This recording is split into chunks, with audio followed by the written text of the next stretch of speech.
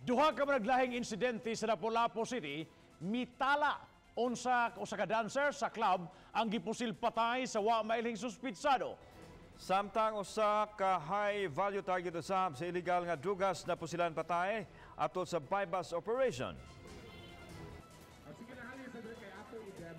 Ang subject sa maong operation giingong misukol, hinungdan nga napatay. Siluan mayroon din sa report.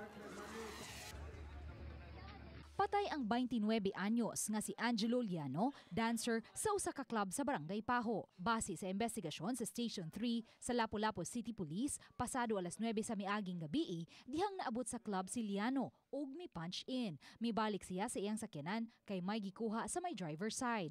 Apan kalit lang miabot ang usa ka pick-up ug mikanaog ang usa ka wa mailhing lalaki ug mipusil sa biktima makadaghang higayon ug dayong misibat palayo sa dapit.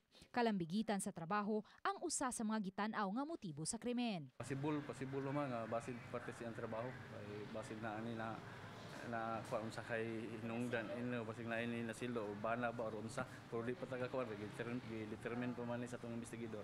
Samtang patay usab sa bypass operation ang 47 anyos nga si Manuel Paz Baclohan. Mipahigayon og bypass operation ang mga sakop sa Station 3 sa Lapu-Lapu City Police pasado alas 9 sa miaging gabi sa panimay sa suspitsado sa Zone Lito, Barangay Kalawisan.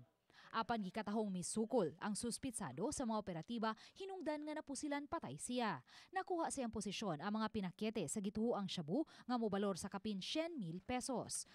Si Baclohan gikatahong usa ka high value target ug nalakip sa drugs watchlist sa dakbayan sa Lapu-Lapu ug Mandawi. Sa pagkakutlo ning balita, wala pa makuha og habig ang mga kabanay ni Manuel Baclohan.